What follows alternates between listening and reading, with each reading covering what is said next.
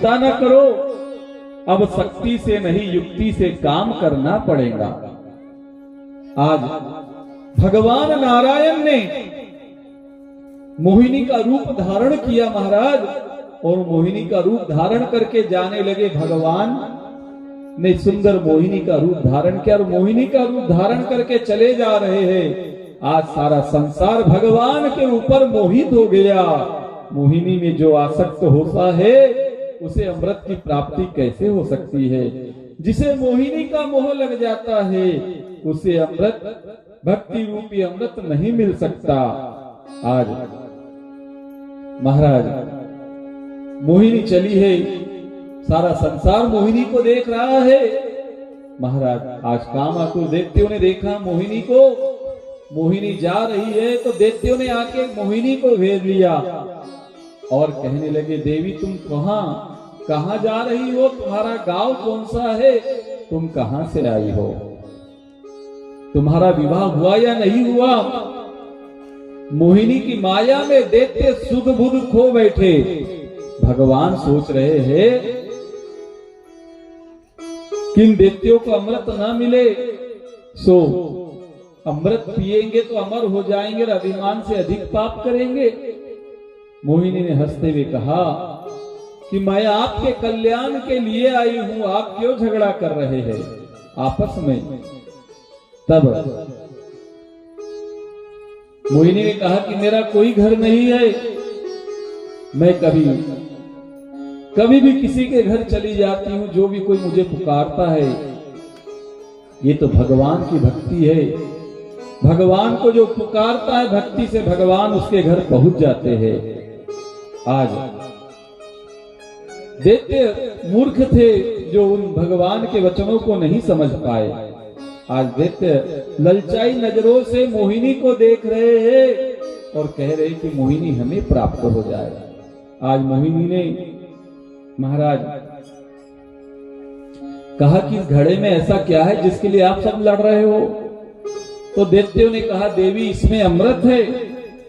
तो मोहिनी ने कहा कि इसको पी लीजिए। तो एक दैत्य ने कहा, आपके हाथ से अमृत यदि मिल जाएगा तो हमारा कल्याण हो जाएगा। मोहिनी ने कहा कि ठीक है, लेकिन कभी पराई स्त्री पे विश्वास नहीं करना कि वो कब तुमको गर दे दे, जहर दे दे, कब ठग ले। इसलिए आप मुझ पे विश्वास मत करो, मैं जाती हूँ, आप अपने हाथों से ही पी लो, एक दूसरे को पिला दो। तो कुछ दैत्य कहने लगे, नहीं नहीं आप ही पिलाओ। तो कुछ दैत्य नानुकुर करने लगे। तो मोहिनी ने कहा, ठीक है आप कहते हो तो मैं पिला देती हूँ। अब मोहिनी के हाथ में अमृत का कुंभ दे दिया गया। महाराज अब क्या है, मोहिनी ने कुंभ को हिलाया और देखा ऊपर तो पानी पानी है और नीचे गाढ़ा गाढ़ा अमृत है। आज मोहिनी ने कहा, देखो देवताओं को भी बुला लो, एक तरफ दैत्यों की लाइन हो जाएंगे, एक तरफ देवताओं की लाइन। तो पतला पतला पानी वाला अमृत देवता पी लेंगे और ये गाढ़ा गाढ़ा अमृत हम दैत्य पी लेंगे। तो कुछ दैत्य नानुकुर करने लगे। तो मोहिनी ने मुस्कुरा करके देखा तो देवता भी कहने लगे, हाँ हाँ। दैत्य कहने लगे, बुला लो देवताओं को।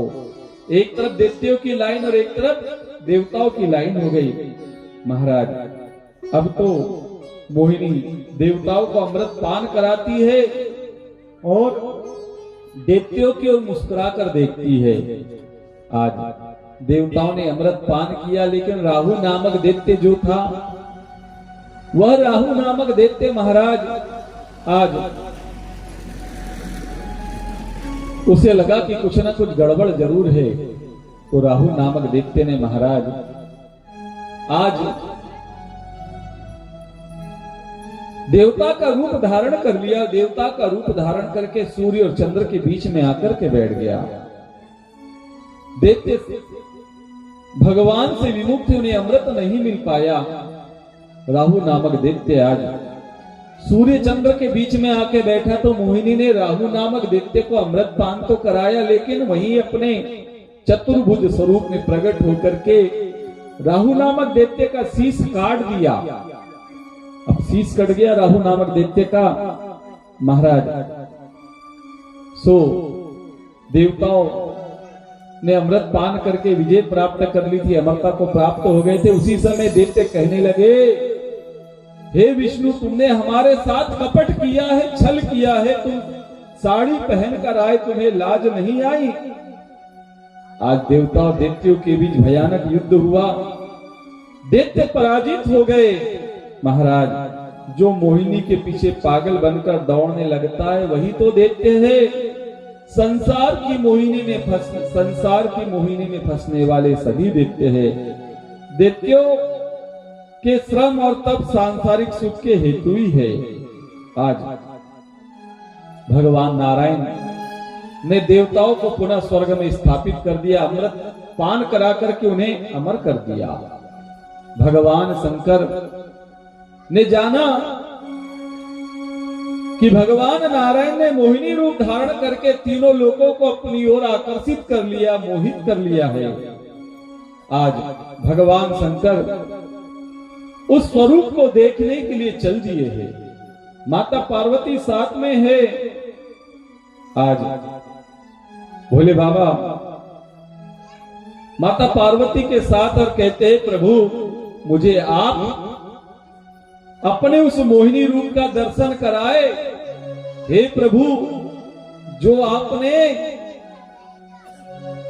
दैत्यों के लिए धारण किया था। भगवान नारायण कहते नहीं,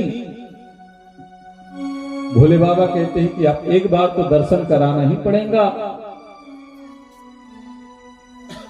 तो भगवान नारायण ने लीला रची, माता पार्वती भोले बाबा के साथ में, फिर भी महाराज लीला ऐसी रची कि सुंदर एक उद्यान का निर्माण किया और उस उद्यान में महाराज भगवान नारायण ने एक युवती को प्रकट किया अपनी माया से और फूलों का गेंद बना करके, फूलों का गुच्छा हार बना करके वह युवती उस बगीचे में, उस उद्यान में खेल रही है। भगवान शंकर ने ऐसा देखा, साथ में माता पार्वती है। माता पार्वती को वो भूल गए और उस युवती के पीछे दौड़े। वो युवती दूर जाकर दूर भाग रही है। भोले बाबा भी उस युवती के पीछे दौड़े हैं। आगे जाकर के वह युवती चतुर्भुज स्वरूप में प्रकट हो गई। भगवान शंकर ने देखा कि ये तो माया हरि की है। आज हरि और हर का मिलन हुआ। हरि और हर का मिलन होने से वह हरि हर कहलाए। बोलिए हरिहर भगवान की। भगवान शंकर का भगवान नारायण का मिलन हुआ। भगवान शंकर कैलाश पर्वत पर आए और कहने लगे, सनकादि ऋषियों को उपदेश दे रहे हैं कि हे देवताओं, हे सनकादि ऋषियों, भगवान नारायण की माया हम सबको नचाती है और हम सब उस माया के अधीनस्थ होकर के नाचते हैं। महाराज, आज भगवान शंकर ने सनकादि ऋषियों को ब्रह्म विद्या का उपदेश दिया। भगवान नारायण की विद्या माया का उपदेश दिया। आगे महाराज कथा आती है, 7वें मनवंतर में श्राद्ध देव नामक मनु हुए। उनके समय में कश्यप और अदिति के घर भगवान वामन का अवतार हुआ। परीक्षित राजा कहते हैं कि मैं 7वें मनवंतर के वामन भगवान की कथा को सुनना चाहता हूं, मुझे उनका चरित्र श्रवण करवाइए। सुखदेव जी कहते हैं, हे राजन परीक्षित, देवों के साथ संग्राम में पराजित होने के बाद दैत्यों ने शुक्राचार्य ऋषि का आश्रय लिया। आज शुक्राचार्य की कृपा से दैत्यों का बल बढ़ने लगा। महाराज, बलि राजा साधु संतों की सेवा करने लगे, जिससे उनका बल बढ़ने लगा। शुक्राचार्य ऋषि ने राजा बलि से कहा कि विश्वजित यज्ञ करो। विश्वजित यज्ञ किया गया तो इस यज्ञ से उन्हें सर्वजित रथ की प्राप्ति हुई। शुक्र की सेवा करने से मनुष्य बलि बनता है। महाराज, इस प्रकार से आज विश्वजित सर्वजित रथ पे आरूढ़ होकर के, सवार होकर के राजा बलि ने अपनी दैत्य सेना एकत्र की और स्वर्ग पे आक्रमण कर दिया। देवताओं के राजा इंद्र पराजित हो गए, देवताओं को इंद्र पद त्यागना पड़ा, स्वर्ग से उन्हें निकलना पड़ा। आज शुक्राचार्य ऋषि ने कहा इन बलि राजा से कि हे राजा बलि, यदि आप 100 अश्वमेध यज्ञ कर देंगे तो आपको स्वर्ग का राज्य हमेशा के लिए प्राप्त हो जाएगा। आज बलि राजा ने भृगुकच्छ अर्थात भरोड़ क्षेत्र में आए और वहां अश्वमेध यज्ञ किया। बलि राजा ने स्वर्ग जीत लिया। देवगण घबराए और भागते हुए देवगुरु बृहस्पति के पास पहुंचे और कहने लगे कि अब हम क्या करें। तब देवगुरु बृहस्पति ने कहा कि जब बलि राजा किसी भृगुवंशी ब्राह्मणों का अपमान करेगा तब वह नष्ट हो जाएगा। इधर देवों की माता अदिति अत्यंत दुखी हुई एवं कश्यप ऋषि ने कारण पूछा कि देवी दुखी होने का क्या कारण है।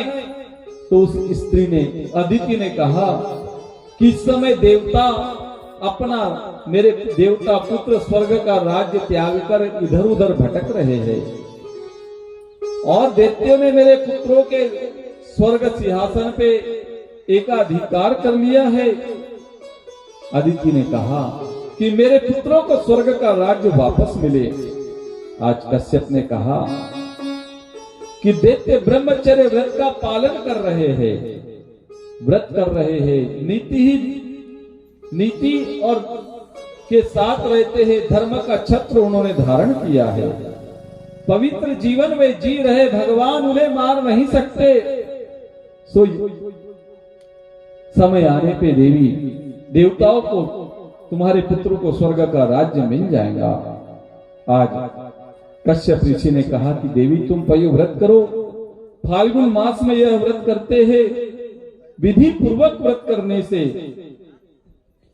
स्वयं भगवान नारायण तुम्हारे घर अवतार लेंगे।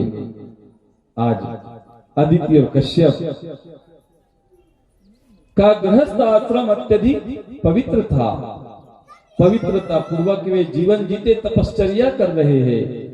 आज भगवान ने उनके घर अवतार ग्रहण करने का विचार किया। आज अदिति का पयोव्रत सफल हुआ। महाराज आज उनका गृहस्थ जीवन सफल हुआ और आज अदिति को भगवान नारायण ने रात में चतुर्भुज स्वरूप में दर्शन दिए। अदिति ने स्वप्न अवस्था में ही भगवान को वंदन किया है। महाराज इस प्रकार से भगवान ने कहा कि आप मेरे चतुर्भुज स्वरूप को निहारो और इसी में अपने स्वामी का ध्यान करो। हे अदिति मैं तुम्हारे घर पुत्र रूप से आऊंगा। आज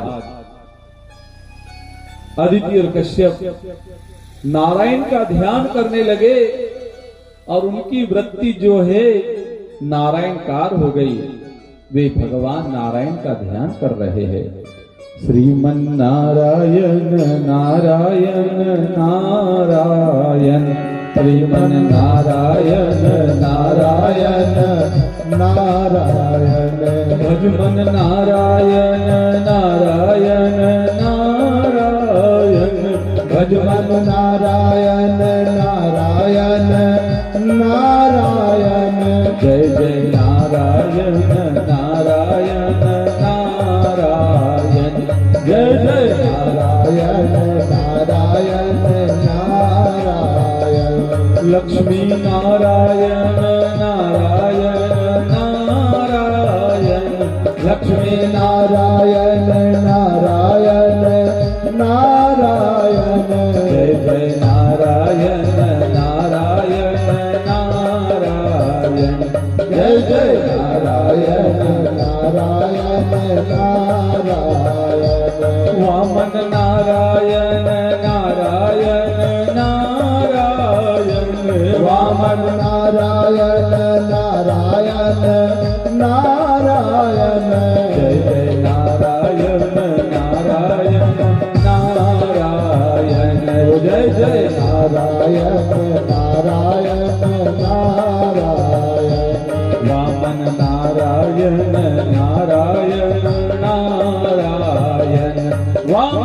नारायण नारायण नारायण। बोले वामन भगवान की जय। अदिति और कश्यप नारायण का ध्यान करने लगे हैं। उनकी वृत्ति नारायणकार हो गई। उनके घर नारायण पधारे।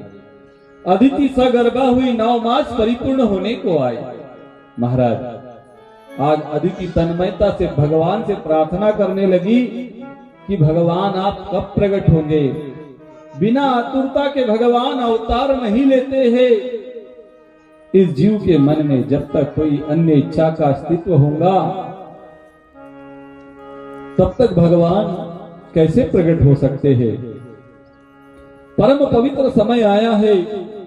भाद्रपद मास के शुक्ल पक्ष की द्वादशी तिथि मध्याह्न काल में आज माता अदिति के सम्मुख भगवान नारायण प्रकट हुए हैं। चारों ओर उजियाला छा गया है। हृदय आनंद से भर गया। अदिति और कश्यप आज वामन भगवान का दर्शन करने लगे हैं। माता पिता को भान कराने के लिए वामन भगवान ने अपने चतुर्भुज स्वरूप का दर्शन कराया और फिर वही भगवान आज 2 छोटे छोटे हाथों वाले 7 वर्ष के बटुक बन गए। सुंदर लंगोटी मुख पे दिव्य तेज झलक रहा था। ब्रह्मादि देव भी वहां पधारे। उन्होंने कश्यप अदिति को बधाई देते हुए कहा कि आपका गृहस्थ आश्रम सफल हुआ, सार्थक हुआ। आज आप जगत पिता के भी माता पिता बन गए हैं। कश्यप अदिति का गृहस्थ आश्रम अत्यंत पवित्र था। आज भगवान उन्हीं के घर प्रकट हुए। जब भगवान प्रकट हुए तब उनकी अवस्था है 7 वर्ष की। यज्ञ पवित्र क्रिया से ब्रह्म संबंध होता है। मंत्र दान करता हुआ पिता पुत्र से कहता है कि आज से वह अपना नहीं किंतु ईश्वर का हो गया है। बृहस्पति जी ने जिन्हें संस्कार कराया, यज्ञ पवित्र हुआ। आज वामन जी को बृहस्पति जी ने उपदेश दिया कि आज से मधुकरी भिक्षा मांगने जाना है। इस अन्न में मधुरता होती है। मंत्र उपदेश के साथ साथ ब्रह्मचारी का धर्म भी समझाया। महाराज आज वामन जी से कहा कि जाओ भिक्षा मांग के लेके आओ। जब वामन जी भिक्षा मांगने के लिए चल दिए तो माता पार्वती के द्वार पे आए और कहते ओम भगवती भिक्षान देहि में। महाराज आज जगदम्बा पार्वती ने वामन जी को भिक्षा दी। वामन जी भिक्षा लेकर आए, गुरुदेव के समक्ष रख दिए कि गुरुदेव भिक्षा है, आप इसे ग्रहण कीजिए। महाराज देवगुरु बृहस्पति कहते हैं कि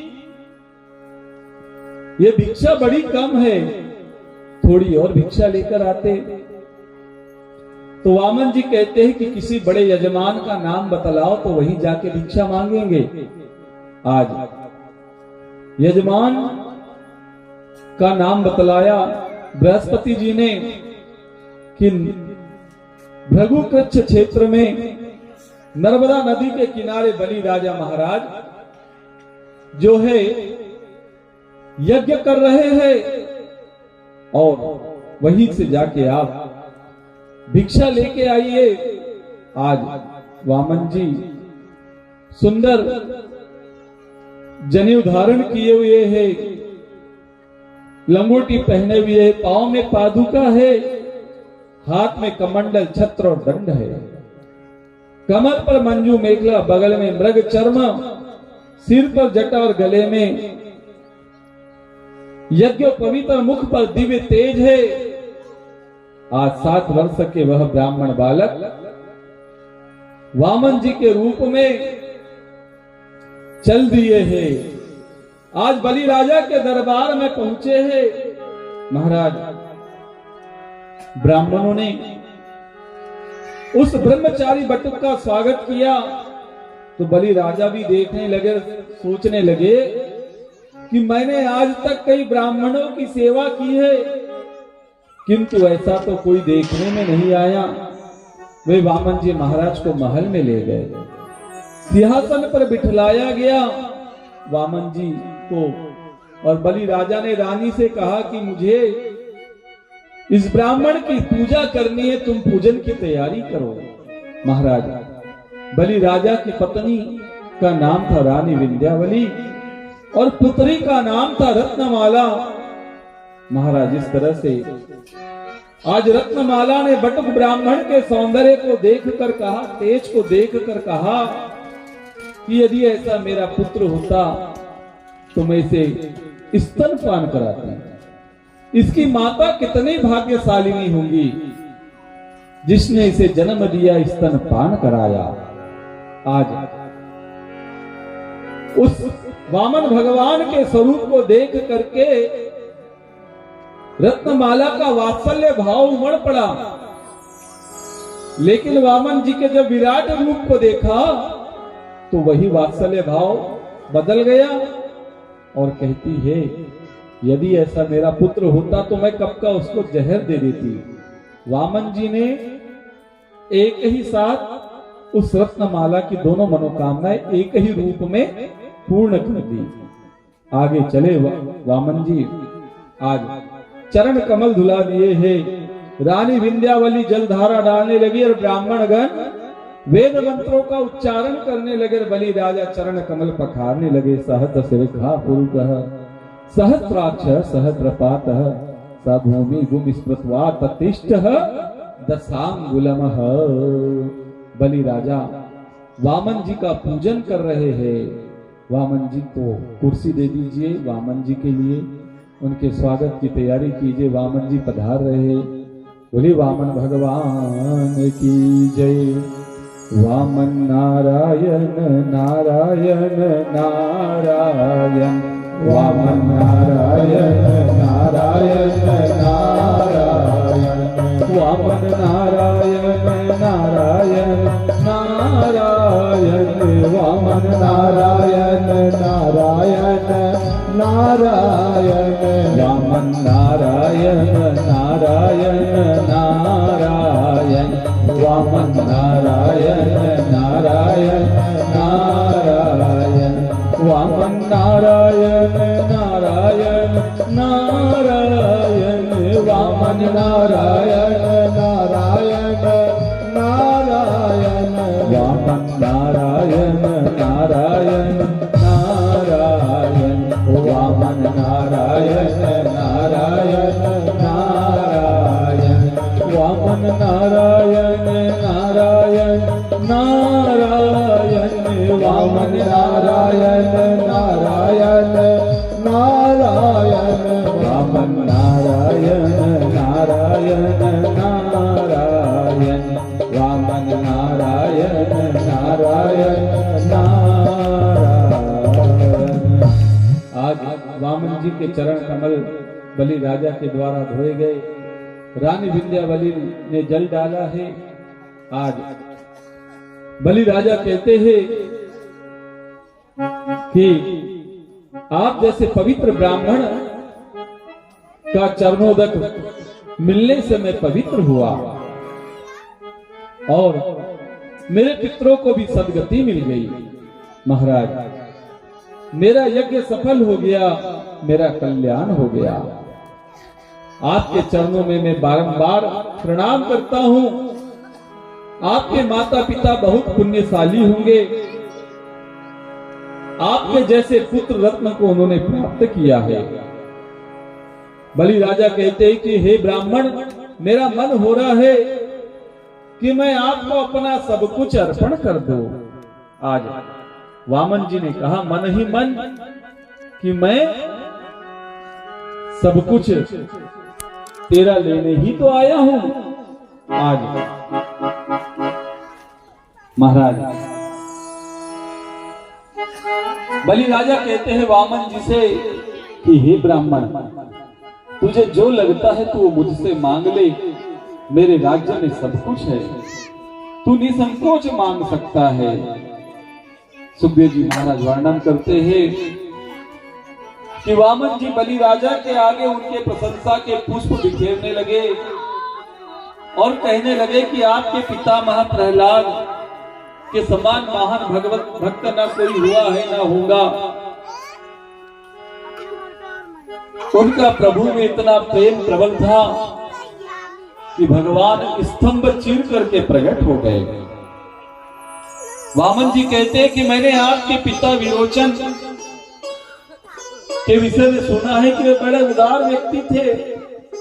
महाराज, उनके पास एक बार इंद्र देवता ब्राह्मण का रूप लेकर आए और कहने लगे, राजन मेरी आयु समाप्त तो होने वाली है, सो मुझे आप अपनी आयु का दान करें। तो हे महाराज, आपके पिता ने उस ब्राह्मण को अपनी आयु का दान कर दिया। इस प्रकार से बलि राजा के आगे वामन जी उनके पितरों की प्रशंसा करने लगे। तो वामन जी से बलि राजा कहते हैं कि क्या आपने मेरे पितरों को देखा है कि मेरे पितृ देवता कैसे थे? तो वामन जी कहते हैं कि जब रास्ते में मैं भिक्षा मांगते हुए आ रहा था